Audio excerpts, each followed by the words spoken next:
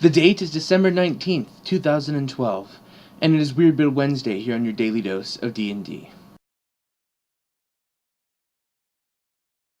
Hey guys, my name is Mad Matt Wankow, serving you up your daily dose of D&D. As you can see, we're back at like the old rotation.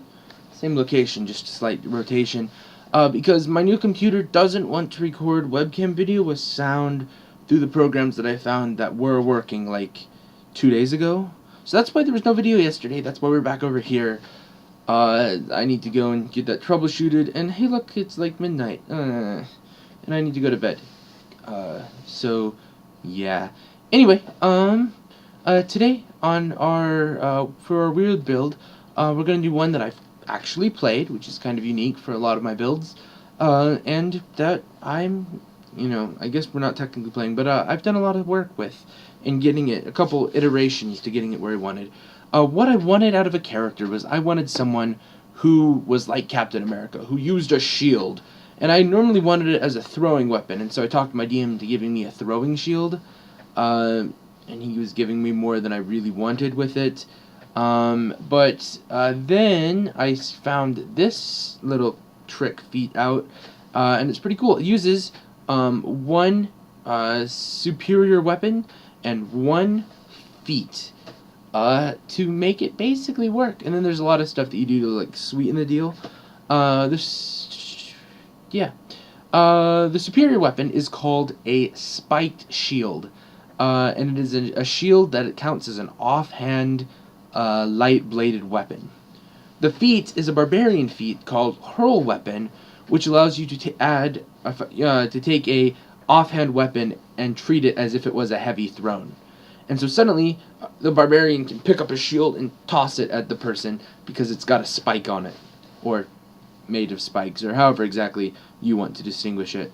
And then from there, I started with the Slayer class because Slayers are good with any damage dealing class, and I do like playing a striker. I had been playing him as a warlord before, and we just didn't have enough people in our party. We needed that extra damage.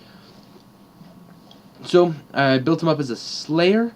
So strength is his attacks, main stat, and then dex is his secondary. I built him as a Minotaur, because I thought it'd be fun, and our group role plays Minotaurs extremely interestingly, so I was excited for that. Then, let's see, and then, the rest of the feats, at level 1, I gave him proficiency with the shield. At level 2, he multi-class Barbarian. At level 4, he grabbed Hurl Weapon, and then his character was essentially done and could only get better from there. For the other types of feats, there's things that boost Light Blade, like, because he's a Slayer, he can get Light Blade Strike, which does something or other. I don't remember exactly off the top of my head. You can grab, like, Light Blade Precision, Combat, what's it called? Light Blade Expertise, which gives him combat advantage. An extra 2 damage when he has combat advantage. And then there's stuff that you could do to, like, get far throw, and just a little bit of throwing that you can sprinkle in on top of it. For enchantments, I went with Determined Weapon, which adds my strength modifier to it. And then Bracers of the Perfect Shot are always awesome. Anything else? If you remember from the Bow Slayer, one of the Slayer's feats works with a ranged weapon, and that's Battle Wrath. But luckily with this build is he's not ranged all the time. You can chuck your shield a little bit from behind, but after that you can go and mix it up melee fairly well. In fact, that's what I did mostly, because we were, had more long-range people in the party than melee, and so I had to go and fill it in. He did that fairly well. For his Paragon Path, it's one that I'm gonna have to look at a little bit closer and maybe do something with a thief. But it's Shock Trooper, is the name of it, and the two things it gives me is when I have combat advantage, my dexterity modifier on top of it, which isn't great, but I might use it for something else. And then Shock Trooper ups the damage die of the offhand weapon. That's a little useful. I like this build for a lot of reasons. First of all, it does do the ranged and melee either or, and also starts way early. If you wanted to get like technical, well, just because of how I've set things up at level 1, there's no point where this character stops working when you're going down the scale. Uh, there's just a point where he becomes more and more less awesome, and I don't know exactly how much more less awesome, but I know at level 4 is when he can throw the shield, and that's pretty huge.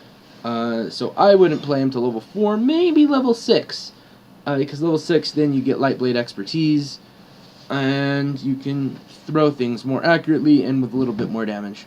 But and then that one works for melee as well. So yeah, if you get the chance, why not make a shield slayer? Welcome to your DM's Corner today. Today we're talking about world building, because it's World Building Wednesday here. This one's going to be short and stupid, because I've already recorded this video once, and my camera wasn't working, and I didn't have a weird build then, but I had to whatever. Yeah. So today I'm going to talk about the postal system, because it's one of the things that we take for granted, that the fact that we can, pay less than $1 to ship a letter anywhere within a pretty huge distance. And that's pretty incredible. But is it something that your kingdom that you're working in is likely to have? It's one of the things, that show signs of order when people are able to, progress enough that those horses aren't needed for war, that farmer is not needed for fooding, and you can have people who are surplus to pick up a job running the mail.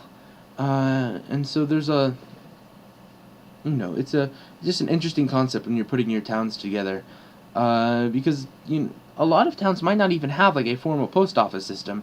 People might just come to, with packages and stuff, or maybe your post office is more the post person who is trying to establish stuff and has to make out extremely horrible handwritten addresses, like behind a beech tree in the woods or something like that. I don't know. Interesting story idea that you could pull, though. I might want to say that. Nah, I'll just do it now.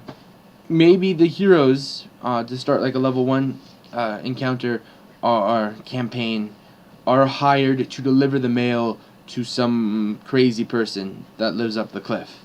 So, yeah, kind of a shallow DM's Corner today, but, yeah, if you guys have any questions for the next one, please leave them down below. Thank you. Closing remarks today, yeah, I'm like falling asleep, and I didn't make a video yesterday, and my computer's not recording videos like it should, and yeah, I'm just kind of frazzed, so that's all we're getting for closing remarks, and this video is not going to be amazing quality, but if you did somehow like it, hit the like button down below. If not, leave a little comment telling me what I did wrong, other than the things that I've named.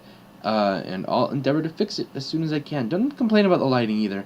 I'm like blue on this side and then like red on this side, kind of. It's weird. Yeah. If you know anyone who needs to see this god-awful video for any real reason, click on the share button down below or up in the address bar and toss it to wherever that it needs to go. Yeah. And if you like getting your daily dose of D&D, you click up on the subscribe button. That's up top there, and then, yeah,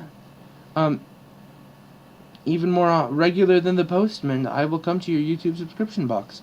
My name is MadMat1Cow. This has been your daily dose of D&D. You guys stay in line, and I will see you next time.